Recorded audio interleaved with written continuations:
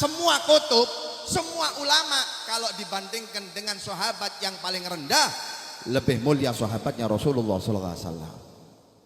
Karena ini temannya Nabi Muhammad yang menemani perjuangan Rasulullah.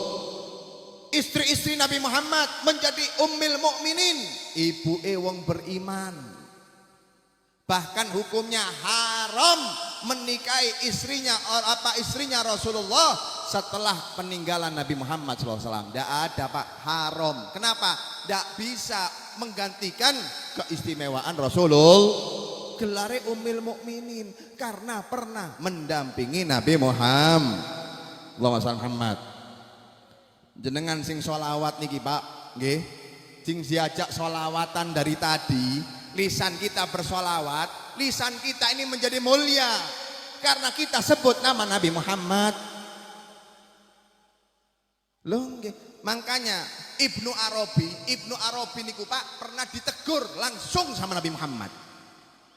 Ditegur di dalam mimpi, ya Ibnu Arabi, kenapa engkau memukul mukanya seseorang, mulutnya seseorang yang mulut itu istiqomah sholawat kepadaku. Allahumma shalli Muhammad.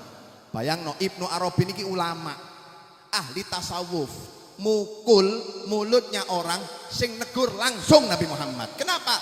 Karena mulut ini bukan sembarang mulut yang istiqomah sholawat kepada Rasulullah. Diperhatiin kali Kanjeng Nabi Pak, ojo dipukul niki. Di dunia aja diperhatikan, jangan ada yang menyakiti, sing nyakiti langsung ditegur kali Kanjeng Nabi Muhammad.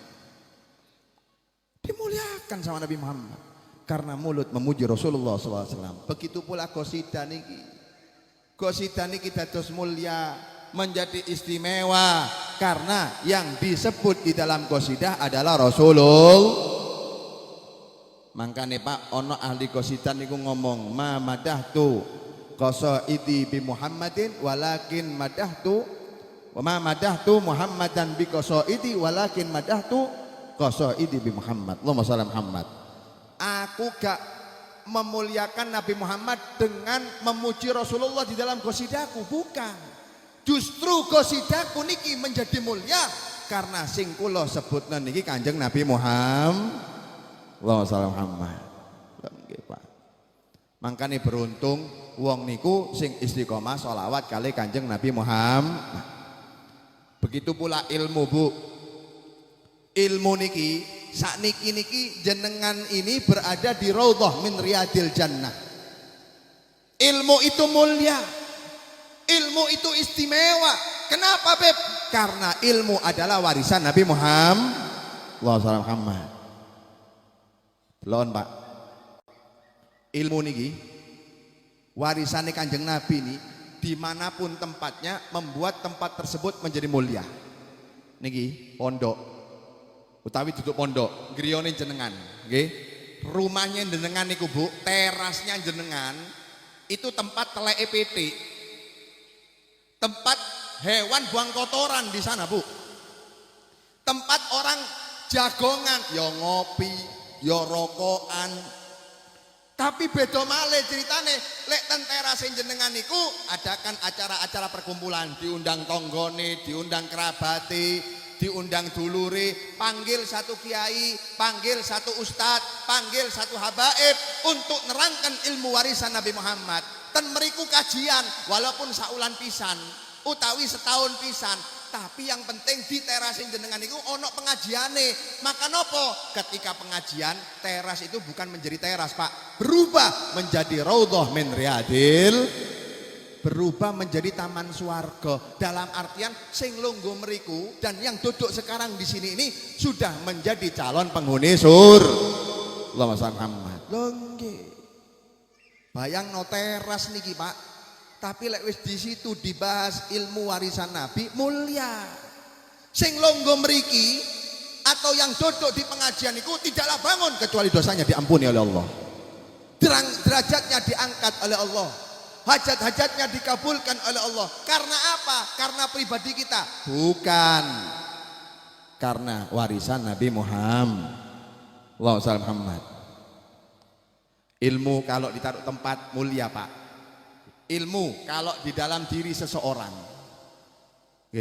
ono uang biasa, Ini orang biasa tapi mondok, belajar ngapal, belajar ngapal sampai dadi alim, sampai dadi ulama. Oh, seje sakniki.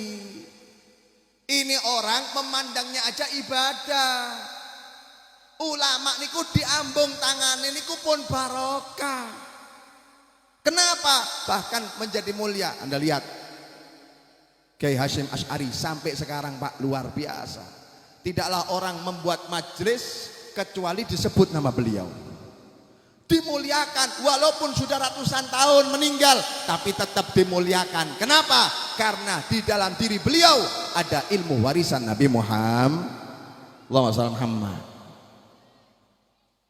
Bahkan Nabi SAW bersabda, ulama ummati ka ambiya bani Israil.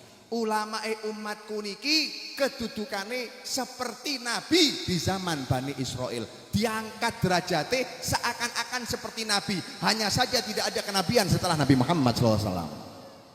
Diangkat derajate, kenapa bisa dimuliakan seperti itu? Niki lho Pak, karena warisane Rasulullah. Mangkane jenengan niki sing semangat, lek pengajian niki sing semangat. Karena bukti cinta kita kepada Nabi Muhammad adalah bukti cinta kita kepada majelis. Lho nggih. Ngaku cinta kali Kanjeng Nabi, kula cinta beb luar biasa. Saya mahabbah cinta sama Nabi Muhammad, tapi belas gak tahu hadir pengajian. Niki asmane cinta monyet, gak ana buktine. Cinta ini gak cukup dengan teori, tapi harus praktek. Jenengan itu, kadar cinta jenengan itu dibuktikan dengan mahabbahnya kita kepada majelis. Kenapa? Lu niki warisannya Nabi Muhammad. Tak kayak contoh Bu. Ben paham jenengan, tak kayak contoh. Pak, sampai ngerti Michael Jackson? Sopo gak ngerti Michael Jackson? Nggih Bu ya. Michael Jackson itu penyanyi rock and roll terkenal tahun 2000-an. Tahun 2007 kemarin peninggalannya warisane niku dilelang. Warisane niku Pak dilelang. Gitare, sepatune, sandale, kaose, terakhir sempake. Jenengan Bu cek ten Google. Kaos Michael Jackson. Kaos ngerti Pak, kaos oblong niki lho. Kaosnya Michael Jackson niku laku dilelang, lakune berapa Beb? 11 miliar. Kaos oblong niki Bu didol dilelang lakune 11 miliar. Ngerti Bu, sampean 11 miliar tahu Bu? Gak ngerti nggih. Pokok 11 miliar iku lek digawe tuku pentol niki Pondok Miftahul Huda Banjar Pentol niki. Lah nggih. Lah kok bisa Beb, kaos laku 11 miliar.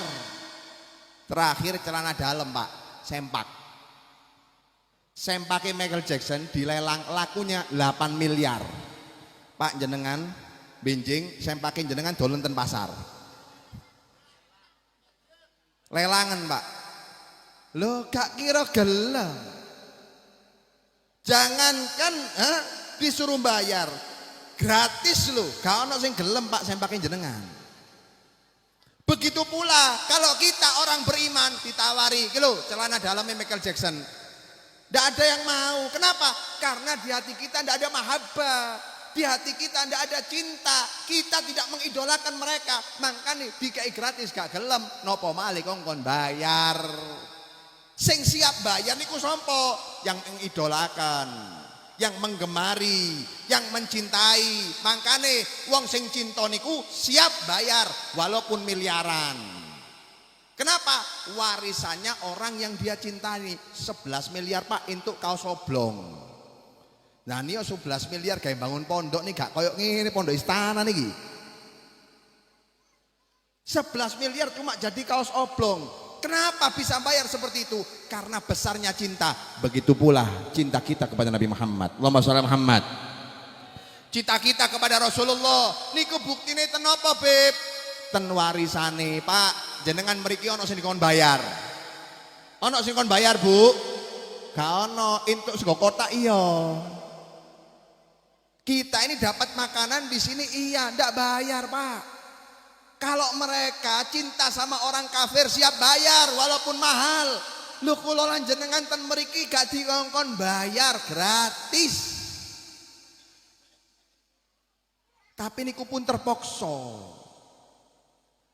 Jadi tunjukkan mahabbah kita kepada Nabi Muhammad itu nilainya kadarnya tergantung istiqomahnya kita hadir majelis. Kenapa? Lho niki warisane Nabi ku be. Ini peninggalannya wong sing paling tak idolakan yaitu Rasulullah sallallahu alaihi Muhammad. Ilmu niki Pak ten pundi wae mulya. Jenengan hadir tok nggih. Hadir ten mriki walaupun saya ceramah cuma setengah jam misalnya.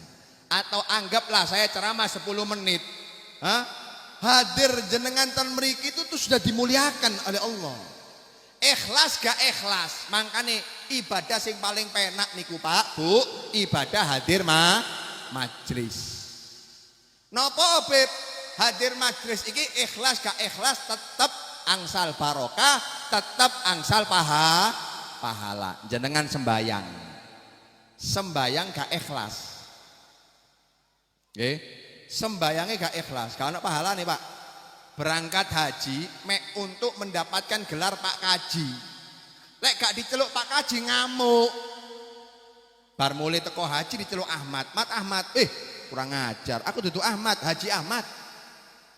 Jaluk dimuliakan dengan gelar haji. Lah niki napa? Percuma hajine gak sah. Kenapa? Karena hajinya tujuannya untuk dimuliakan oleh masyarakat. Mangkane Pak Bu, kelak ten akhirat berapa banyak orang sing ahli ibadah, ahli sembayang, ahli maca Quran, ahli sholat, ahli haji, ahli umroh, ahli sedekah, ahli bangun masjid, tapi ten akhirat pahalanya gak ono. Pahalanya ndak ada. Di antara kita ada yang protes. Loh, ya Allah Gusti, kula niki ben taun ibadah haji. Loh ya Allah Gusti, kula niki ben ulan ibadah umroh. Lho kok gak ono pahalane? Napa dawuhe Gusti Allah Subhanahu wa taala? Ya njaluka kepada orang yang engkau ingin dimuliakan karena sebabnya. Kowe lah haji supaya dimuliakan di daerahmu. Kamu kan haji supaya untuk terpilih. Kamu kan melaksanakan sholat untuk dimuliakan supaya dipanggil ustadz. Yang njaluka kepada orang-orang yang ingin memuliakan kamu. Lah aku gak gelem. Kenapa?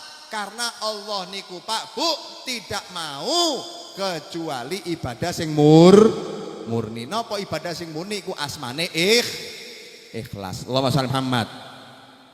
Ikhlas niku akhlaso yukhlisu ikhlason. Lek bahasa Arab niku memurnikan. Niki ibu-ibu, Bu, sampean mau buat nasi nggih. Sing jenenge beras iku lak kadang ana watune, ana krikile, ana kutune, akhirnya diayak. Napa lek bahasa Bojonegarane diayak iki?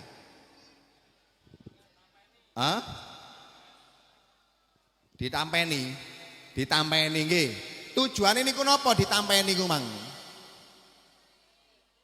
Tujuannya apa? Untuk menyisihkan, memurnikan supaya berasnya murni, gak kecampuran kali kerikil, gak kecampuran kali kutu, gak kecampuran kali kotoran, murni beras.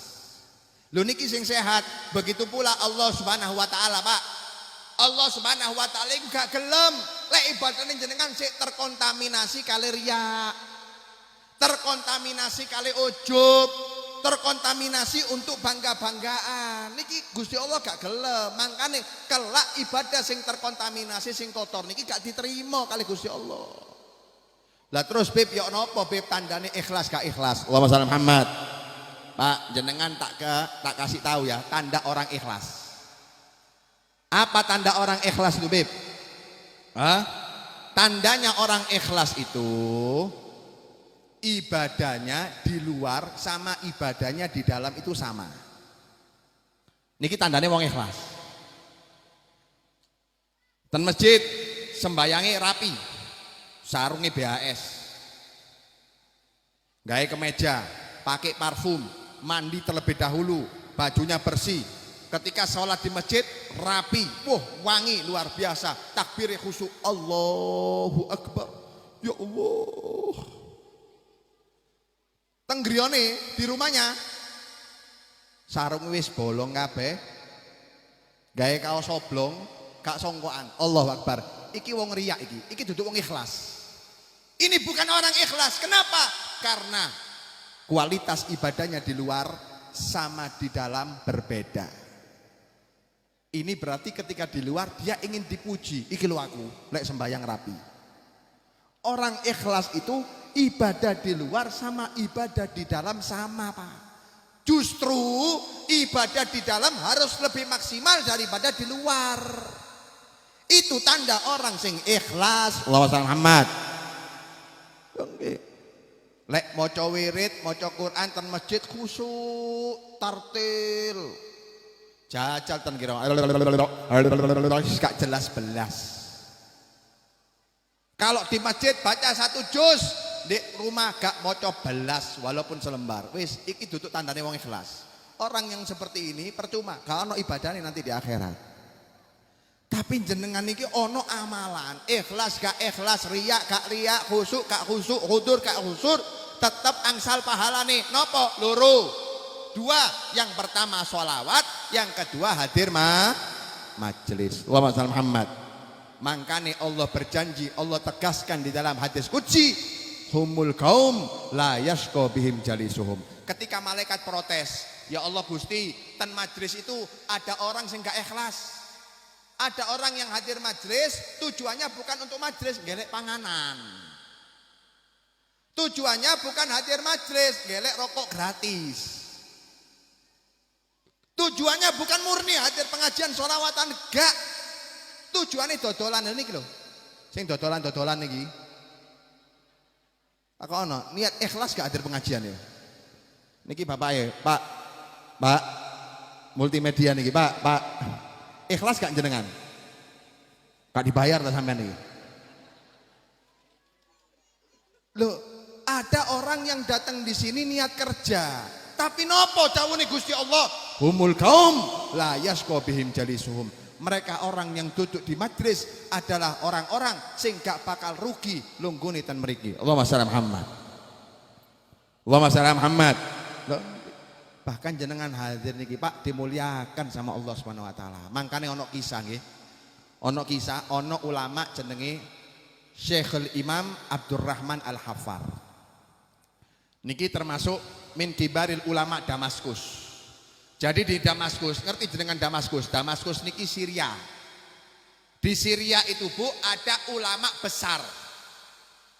Kibarul ulama asmane Syekhul Imam Abdurrahman Al-Haffar. Julukane beliau niki Al-Haffar. Al-Haffar niki napa Beb? Al-Haffar iku gali kubur. Tukang gali kubur.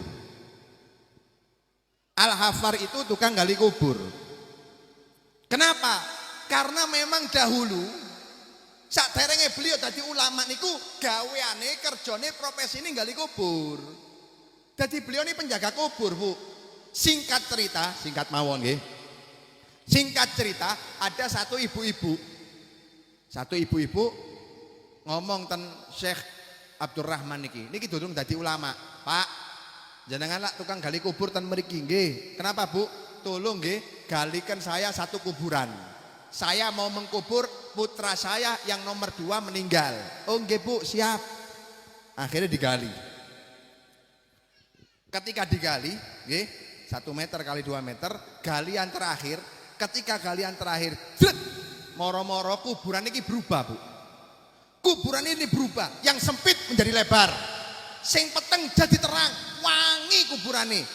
Allah rubah menjadi raudhah min riyadil jannah. Kuburan ini berubah menjadi taman surga. Sampai Syekh Abdurrahman ini gak kuat delok niki sampai semaput, pingsan. Akhirnya 4 bulan berikutnya, ibu tadi juga datang lagi.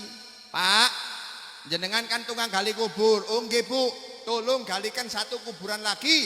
Putra saya yang pertama barusan meninggal. Kalau yang tadi yang anak yang nomor 2, sekarang anak yang pertama. Oh nggih, digali. Ketika digali sama, galian terakhir moro-moro berubah. kuburane dadi ombo, wangi, penuh dengan cahaya sampai pingsan. Singkat cerita, ketika beliau sadar, langsung mencari ibu tadi itu. Ibu yang punya 2 putra yang meninggal dicari. Setelah dapat rumahnya, tanglet ditanya, "Bu, anak jenengan niki sinten? Siapa anak Anda ini? Kenapa? Mulia bener. Allah jadikan kuburannya menjadi raudhah min riyadil jannah." Tak delok Bu, kuburan niku wangi, penuh dengan cahaya, omboh luar biasa. Saya kepingin tahu siapa putra Anda ini. Ini bukan orang sembarangan. Pikirannya Syekh Abdurrahman ini mungkin Pak, wong ahli poso 30 tahun. Pikirannya ini mungkin orang ahli bangun masjid, orang ahli ibadah. Tapi ibu ini ngomong, 2 putraku itu, yang nomor 2 istiqomah hadir majelis. Putra saya yang nomor 2, yang paling kecil, yang nomor 2 yang meninggal pertama, istiqomah hadir majelis. Jadi dari masjid ke masjid, madrasah ke madrasah. Dulu itu Pak tidak ada pondok. Semua kiai, semua ulama itu keluaran masjid. Dulu itu pengajian di masjid. Dari masjid ke masjid, madrasah ke madrasah, pengajian ke pengajian, putra saya ini senantiasa istiqomah hadir. Hidupnya untuk majelis. Putra saya yang kedua, putra saya yang meninggal yang kedua, yaitu anak yang pertama, iku kerjaane nyambut gawe ngumpulno kayu bakar. Ngumpulno kayu bakar, setelah itu dijual kayu bakarnya, 2/3 hasil penjualan diberikan kepada adiknya. Dikena adike untuk nyangoni kiai-kiai ini. Hati-hati majelis, sangoni kiai ini butuh apa, sangoni. Jadi kerja nggih, sing nomor 1 niki, putra yang paling besar gak hadir majelis, tapi uripe nyambut gawe untuk membiayai adiknya supaya tetap semangat. Dibiayai. Subhanallah, dimuliakan oleh Allah. Allahumma shalli Muhammad. Keduanya niki dimuliakan oleh Allah. Sing satu, Allah jadikan kuburannya menjadi kuburan surga karena istiqomah hadir majelis. Sing sijine karena senantiasa membantu daripada lancarnya majelis. Allahumma shalli Muhammad. Langsung Pak Syekh Abdurrahman ini ketika mendengar penjelasan niki mandek. Selesai, wis gak kerja maneh. Saya mau berhenti, pergi ke Masjid At-Taubah. Damaskus itu masjid yang paling hebat, yang paling istimewa, itu namanya Masjid At-Taubah. Di situ memang keluaran ulama-ulama Syriah. Langsung datang ke Masjid At-Taubah. Iki pun saya ketahuan Pak, umur 50 tahun, lagi belajar. Yai tolong ajaran kula. Ajarin apa? Aku kepingin belajar. Ajaran aku dadi alim, pokok aku pengen belajar. Wis pun jenengan hadir pengajian, Kak, aku kepingin belajar sampai aku dadi alim. Pak, sampai niki umur 50, rambut wis putih kabeh. Kok lagi sakniki belajari? Lah dari dulu kemana? Akhirnya cerita nggih, saya ini tukang gali kubur. Tapi saya beberapa bulan yang lalu melihat kejadian yang istimewa. Kenapa diceritakno Pak ngene sampai akhirnya kiai itu menyetujui untuk belajar 50 tahun lagi belajar jurumiyah. Wa humahum yahumahunna. Pak, umur saya tahun lebih lagi belajar. Tapi karena semangat yang luar biasa, beliau menjadi ulama yang terkenal. Syekh Abdurrahman Al-Haffar Damaskus. Jangan bisa share di Google itu. Siapa enggak tahu Syekh Abdurrahman Al-Haffar. Dan di situ diceritakan asal muasalnya kenapa beliau bisa semangat untuk belajar ilmu. Allahumma shalli Muhammad. Wong sing hadir ilmu niki Pak, hadir majlis dimuliakan kali Gusti Allah. Jenengan tidak bangun kecuali Allah sudah beri pahala yang luar biasa seperti melaksanakan sholat 1000 rakaat. Huduru majlisil ilm afdalu min sholati alfi rakaah ila akhiril hadis. Hadir majelis ilmu walaupun sebentar luwe afdol daripada sholat 1000 rakaat. Makanya jenengan iki lek kepingin sugih ten akhirat sing istiqomah hadir majelis. Terakhir tak ceritai. Dulu niku Bu, ada orang miskin. Miskin luar biasa, uripe niku leles. Leles botol, kerdus. Intinya dia ini mengkais sampah untuk makanannya. Miskin Pak. Tapi istiqomah hadir majlis. Jadi yang penting sehari dapat 5.000, 8.000 cukup untuk makan cukup. Sisanya habiskan waktunya untuk hadir majlis. Singkat cerita akhirnya meninggal dunia. Ketika meninggal, rajulun soleh min tilkal balad, orang soleh di daerah tersebut mimpi. Di dalam mimpinya melihat orang miskin tadi itu dimuliakan oleh Allah. Menggunakan pakaian orang kaya, Pak. Wah, gaya jas. Jas yang terbuat dari sutra. Kancing itu teko emas. Kemudian diberikan daripada berlian-berlian atau permata-permata yang begitu indah. Wah, luar biasa. Melakune seje, melakune koyok melakune wong sombong, melakune wong sugih niku lak beda, Pak. Delon, melakune wong sugih sing numpakane Alphard, Ferrari, kali melakune wong sing akeh utange. Melakune wong sugih gagah. Delon wong sing akeh utange, bendina ditagih cicilan. Miring kiri, miring kanan. Gak stabil, Pak. Gak stabil. Kenapa? Beban hidupnya terlalu berat nih. Lo ini orang berjalan dengan begitu gagahnya. Akhirnya ditegur. Kamu kan dulu orang miskin. Kamu kan orang miskin. Lah kok bisa sekarang kau mendapatkan kemuliaan seperti ini? Pakaianmu pakaian orang kaya. Akhirnya nopo? Dawune wong niki. Al-an zalatil maskana. Saiki wis gak ono sing jenenge miskin maneh. Saiki sekarang dan alam barzah ini tidak ada lagi yang namanya miskin. Miskin itu di dunia. Sekarang tidak ada lagi miskin. Terus tegur, melakumu kok sombong ngono, kok melete barat wong Bojonegoro ngomong. Kenapa jalanmu seperti itu? Jangan jalan seperti itu. Itu jalannya orang sombong. Dijawab, Pak, hada masyu ahlil jannah. Iki melakuni wong penduduk swarga. Ini jalannya orang penduduk surga. Penduduk surga itu, Pak, kalau jalan kebanggaan. Sing lemes niku kelak orang yang masuk ke neraka. Makanya neraka itu dinamai darul intiqam, rumah penyesalan. Tidak ada orang yang masuk neraka dalam bangga. Semuanya menangis, semuanya menunduk. Sing bangga niku ketika kita masuk ke surga Allah Subhanahu wa taala. Jalannya jalan kebanggaan. Iki duduk melakuni wong sombong. Ini jalannya penghuni calon apa? Penduduk surga Allah Subhanahu wa taala. Akhirnya ditakoi, tanglet, bimanil tahada. Karena apa engkau mendapatkan kemuliaan seperti ini?